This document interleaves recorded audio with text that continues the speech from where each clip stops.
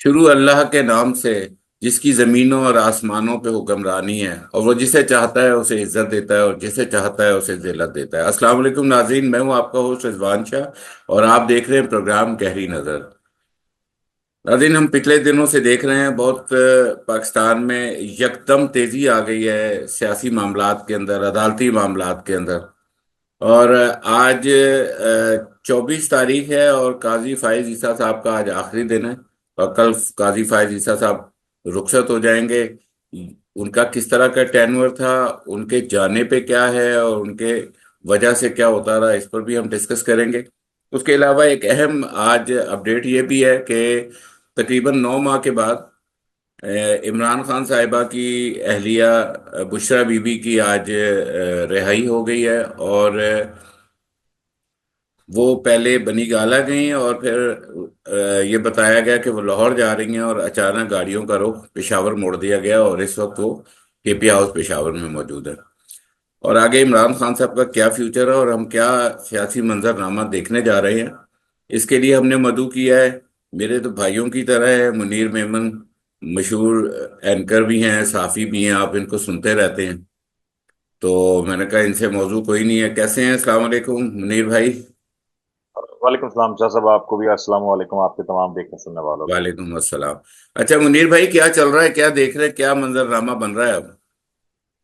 शाह साहब, बहुत इंटरेस्टिंग मंजरनामा हो चुका है। देखिए, जब से 26वीं आईनी तरमीम हुई है ना, तब से लेके अब तक 3-4 दिन के इस दिन 4 दिन के वक्फे के अंदर इतना कुछ हो चुका कि आप देखें कि हाई कोर्ट्स में जो केसेस हैं, अब वो जेर इल्तवा होते नजर आ रहे हैं, क्योंकि बात ही नहीं पता कि अब मामलात किस तरीके से टैकल होंगे। जो अदलिया है वो इस वक्त क्लूलेस है कि अब जो नई आईनी तरमीम है उसके बाद जो अदलिया का स्ट्रक्चर क्या होगा। कोई नई अदालत बनेगी, कोई नया बेंच बनेगा? अगर वो बनेगा तो वो कब बनेगा, और अगर वो बनेगा तो काम कैसे करेगा? और जो मौजूदा केसेस हैं उनके ऊपर इसके क्या असरात होंगे। और इसकी बड़ी मिसाल हमने देखी कि मेर कराची का मामला जो था उस पे सिंध हाई कोर्ट ने 1 हफ्ते तक का वक्त मांग लिया, क्योंकि अभी भी ये मामला जेर बहस है। इससे मैं मंसूर अली शाह साहब ने भी एक केस के दौरान ये बात रिमार्क्स किया है कि इस वक्त क्योंकि एक नई तरमीम है तो इसमें कुछ वक्त दरकार है कि इसकी इंटरप्रिटेशन की जाए और उसको समझा जाए और फिर इसके बाद आगे का लाया अमल तय किया जाए। तो अभी एक आप तरीके से इस 27वीं वक्त तरमीम के ऊपर गौर कर रहे हैं, 26वीं तरमीम के एग्जैक्टली। ऊपर गौर कर रहे हैं, अब तो 27वीं भी आने वाली है भाई।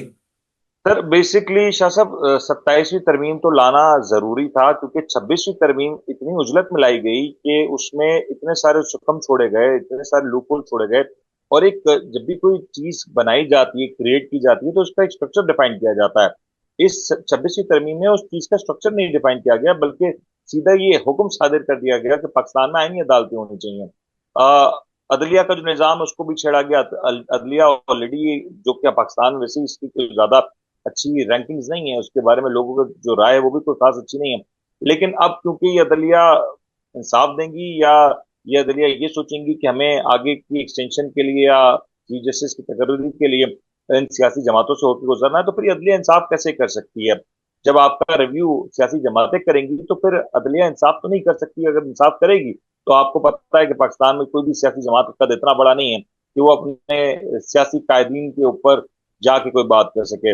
हॉर्स ट्रेडिंग का दरवाजा भले ही खोल दिया, लेकिन ये हॉर्स ट्रेडिंग भी कब होती है, किस तरीके से होती है, किसके कहने पे होती है, हमें सब पता है। और एक बात 27वीं आईनी तरमीम की शाह साहब, ये 27वीं आईनी तरमीम क्या छोड़े, 27, 28, 29, ये बहुत सारी आईनी तरमीम होनी है।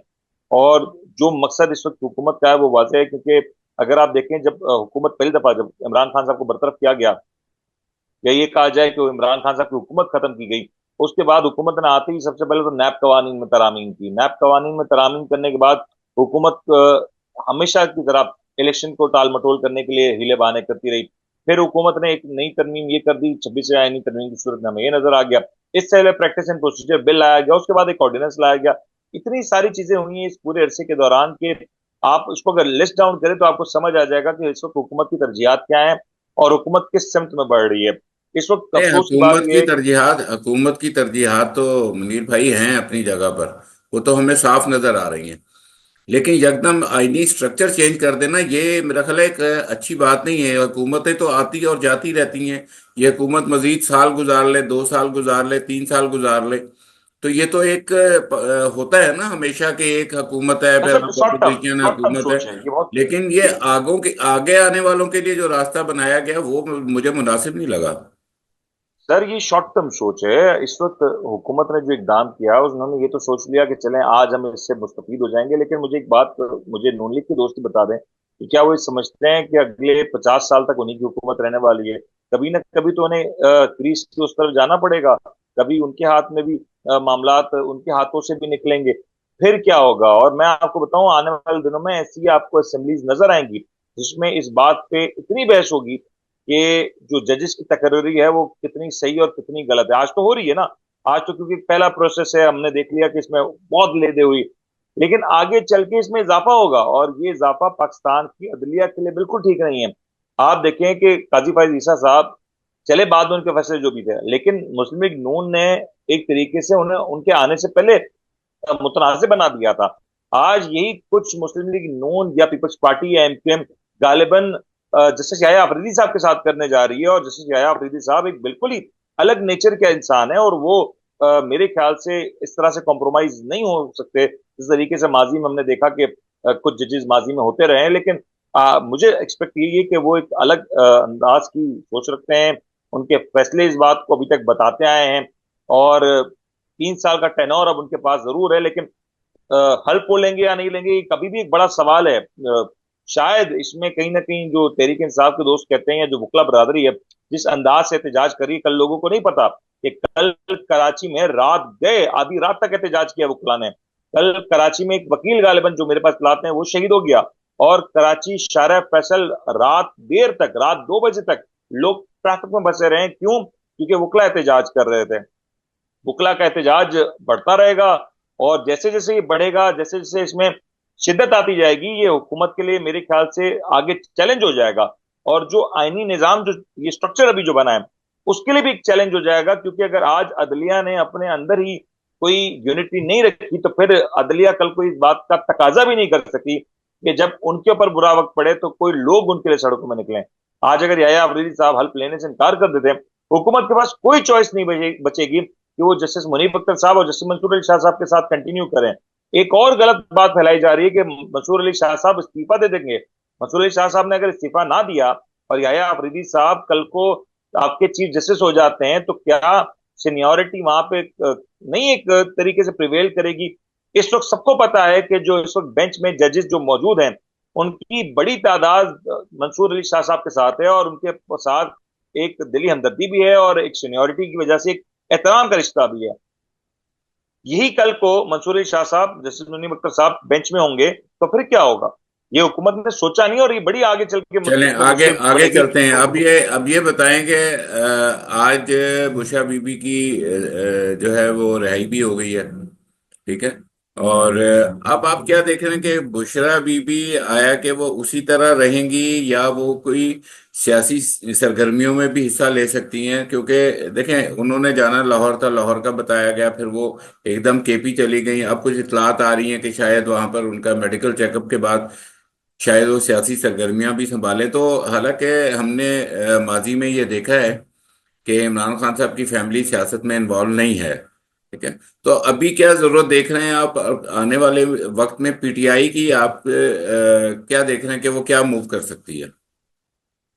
शाह साहब, पहले तो बुशरा बीबी की रिहाई एक बड़ा सवालिया निशान है। जहां गिरफ्तारी हुई थी, जब गिरफ्तारी के अहकाम हुए थे तो बुशरा बीबी तो खुद अडियाला जेल पहुंच गई थी अपनी गिरफ्तारी देने के लिए। अच्छी मिसाल कायम की उन्होंने। हम्म। लेकिन अब जो रिहाई हुई है उसने बहुत सारे सवाल खड़े कर दिए हैं और उसकी बड़ी वजह फैसल वाडा साहब हैं। फैसल वाडा साहब ने जब आईनी तरमीम हुई उस रोज कुछ बातें की और उसके बाद भी कुछ बातें की।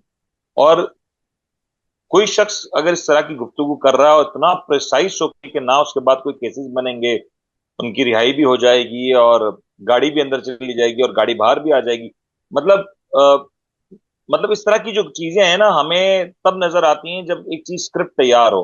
सलवाटा साहब के मुनीर पास अगर भाई, कोई जो चीज स्क्रिप्ट आप है। कहना चाह रहे हैं ना, मैं सॉरी आपकी बात से थोड़ा सा इख्तलाफ करूंगा। जो चीज आप कहना चाह रहे हैं ना, कि वो फैसल वाडा ने कहा इस तरह होगा, इस तरह होगा, इस तरह होगा। तो अगर कल मैं लोगों को ये कहूँ कि सुबह 7 बजे जो है सूरज निकल आएगा, दिन में हल्की हल्की जो है ना बादल भी आ सकते हैं, हल्की हल्की हवा भी चलेगी, और फिर शाम को जो है ना अंधेरा हो जाएगा, तो ये कोई प्रिडिक्शन नहीं हुई। वो जो हालात नजर आ रहे हैं वो एक बच्चे को भी नजर आ रहे हैं। ठीक है ना? तो नहीं फैसल सर, वाडा साहब शाह उसको साहब, जो पोर्ट्रे करना चाह रहे हैं ना, फैसल वाडा साहब जो पोर्ट्रे करना चाह रहे हैं या इन हालात को किसी के साथ जोड़ना चाह रहे हैं या कोई एक डील का हिस्सा बनाना चाह रहे हैं, तो वो उस तरह के हालात उसको डिनाई करती आई है पीटीआई। शाह साहब एक बात बड़ी इंपॉर्टेंट है। देखें, फैसल वाडा साहब जो इस पूरी सिचुएशन को जोड़े ना, वो जैसे कि स्टेशन मास्टर होता है ना, उसको पता होता है कि ट्रेन कब आ रही है और ट्रेन कब जा रही है। फैसल वाडा साहब कह रहे हैं कि मैं स्टेशन मास्टर के साथ हूं और मुझे पता है कि ट्रेन ये कब आ रही है, कब जा रही है, कब किस ट्रेन को ग्रीन सिग्नल मिलना है और कब किस ट्रेन को रेड सिग्नल मिलना है। बात एक तरीके से ये एक डिफ्लेक्शन है। मैं आपको पहले से कहता आया हूं, काफी बार हमने इस बात को डिस्कस किया कि फैसल वाडा साहब इस बात का इशारा दे रहे हैं कि गालिबन ये पाकिस्तान का एक इंटरनल मैटर है। मैं आज भी इस बात पर कायम हूं कि मेरी खबर ले लें, ये मेरा तजिया ले लें, कि एक इंटरनेशनल मैटर है। पाकिस्तान में इस वक्त जितनी भी चीजें हो रही हैं, चाहे वो सियासी अफरा तफरी हो, चाहे वो माशी तौर पे जो कुछ हो रहा है, चाहे वो स्टॉक एक्सचेंज का ऊपर जाना है, चाहे वो महंगाई का कम होना है, ये सब कुछ इंटरकनेक्टेड है। और मैं आपको बड़े वसूख से कह रहा हूं कि यहाँ पे जो आपको चीजें नजर आ रही हैं वो महज मोहरे हैं। और उन मोहरों को, उन कठपुतलियों को भी नहीं पता कि वो इस्तेमाल हो रहे हैं, और वो इस खुशफहमी और खाम ख्याली में है कि ये जो बिसात है उनकी सजाई गई है। ये बिसात कहीं और से सजाई गई है। इस बिसात को सजाने में किरदार किसी और का है, इसका मास्टरमाइंड कोई और है। यहाँ पे जो चीज नजर आ रहे हैं, जो किरदार नजर आ रहे हैं, वो महज किरदार हैं जो परफॉर्म कर रहे हैं, अपना पार्ट प्ले कर रहे हैं। और खुद को अगर वो समझते हैं किसी भी तौर पे कि वो ये सब कुछ कर रहे हैं, तो वो एक बहुत बड़ी खाम ख्याली में, क्योंकि ये भी प्रिडिक्शन ले लें कि हवाओं का रुख बदलने लगा है। और एक बड़ी मैं आपको पेशरफ बता दूं कि अमेरिका में जो सेनेटर्स हैं मुतालबा कर रहे हैं कि इमरान खान साहब की रिहाई हो। कुछ इत्तलात यूके से भी आ रही हैं कि यूके में भी इस हवाले से कुछ खतूत लिखे गए हैं और कुछ मामला चल रहे हैं कि इमरान खान साहब की रिहाई की जाए। और जो उन्हें गालिबन 450 दिन होने को आए हैं, उन्हें जेल में रखा गया है, उन्हें या तो इल्जामात साबित किए जाएं, अगर इल्जामात साबित नहीं होते तो फिर उन्हें फिल फॉर रिहा किया जाए। इस वक्त अमेरिकन इलेक्शन सर पे हैं, और अमेरिकन इलेक्शन में जो सेनेटर्स की जो तादाद है, खासतौर पे कांग्रेसमैन की जो तादाद है, वो बहुत क्लियरली इशारा कर रही है कि मामलात बदल रहे हैं। और मैं आपको बड़ा क्लियर कह रहा हूं कि बुशरा बीबी की रिहाई इसका एक शाखसाना है। बुशरा बीबी की रिहाई होना तय थी, लेकिन जो चीज तय थी उसको कोई और आके क्लेम अगर कर जाता है, तो फिर वो कहीं ना कहीं आने वाले दिनों में इसका जवाबदेह होगा। और वो जिस अंदाज से क्लेम हो रहा है ना, वो देखें, एक तजिया नहीं है। मैं आज ये तजिया कर रहा हूं तो ये मेरा तजिया, मैं बोल के कर रहा हूं कि मेरा तजिया है। वो ये कहते हैं कि मुझे ये पता है और ये होगा। जब उन्हें ये पता वो है और हमेशा वो जब वो सिर्फ इस तरह की अपनी अपनी जात के मुतालिक नहीं जानते, बाकी उन्हें सारी दुनिया का पता है। अच्छा, सर, लेकिन लेकिन मुनीर शाह भाई, साहब एक अभी छोटी सी अभी जानकारी। प्रोग्राम के शाह आखिर साहब में एक, मुझे ये बताएं कि आपको जाती तौर पे लगता है कि पीटीआई किसी डील की तरफ जा रही है? नहीं शाह साहब, डील की मेरे ख्याल से कोई ना बात है, ना ही कोई गुंजाइश है। और एक बहुत इस वक्त मौजूद चल रहा है, जैन कुरैशी साहब, जो शामत कुरैशी साहब के जो बेटे हैं, उनका नाम आ रहा है मुनव्वर खान अराकीन में। उनकी जो बात निकल के सामने आई है और जो उनकी कोर कमेटी में इस वक्त ये बातें गई हैं कि जो कुछ हुआ है और उसके अलावा जो कुछ होता नजर आया, उसके बाद मेरे ख्याल से इस वक्त डील के दरवाजे बंद हैं। डील छोड़ें, शायद गुफ्तगू के दरवाजे भी बंद हैं, और डील ओके, नहीं हो अब रही। अब प्रोग्राम के आखिर में ये बताएं, इमरान खान की रिहाई कब देख रहे हैं आप? सर, दिल्ली दूर है पर इतनी भी अब नहीं। ये फैसल वाडा से पूछ के ना बताइएगा, आप खुद बता दें इमरान खान साहब की रिहाई के को आप कब तक देख रहे हैं? सर, मैं फिर प्रिडिक्शन कर रहा हूं कि दिल्ली दूर है, इतनी भी नहीं। लेकिन ये आप कह सकते हैं कि गालिबन 2024 के आखिर या 2025 की इब्तिदा में। ज्यादा वक्त नहीं है, क्योंकि गवर्नमेंट के ऊपर बहुत बड़ा प्रेशर है। और गवर्नमेंट अनटिल अनलेस कोई चीज प्रूव नहीं कर देती, तब तक गवर्नमेंट खान साहब को ज्यादा अरसा नहीं रोक सकती। और आज की एक खबर जो मैं आपको और ऐड कर लें कि खान साहब के की सेहत से मुतालिक आज जो आला अदलिया में जो पेशरफ हुई है, वो इस बात की बुनियाद बनने जा रही है कि खान साहब को गवर्नमेंट मजीद कुछ ज्यादा नहीं रोक सकेगी, और कहीं ना कहीं ये मामला को सरेंडर करना पड़ेगा। और एक चीज और भी देख लें कि गवर्नमेंट को जो टाइम मिला था गालिबन, वो टाइम अब तकरीबन पूरा होता नजर आ रहा है। मेरे ख्याल से इतना इशारा काफी नील भाई, बहुत शुक्रिया आपका, आपने वक्त निकाला। है। नाज़रीन, हमारे प्रोग्राम का वक्त खत्म होता है। उम्मीद है आपको ये एपिसोड पसंद आया होगा। अपनी आरा से हमें ज़रूर आगाह कीजिएगा। अपने होस्ट रिजवान शाह को दीजिए इजाज़त। पाकिस्तान जिंदाबाद।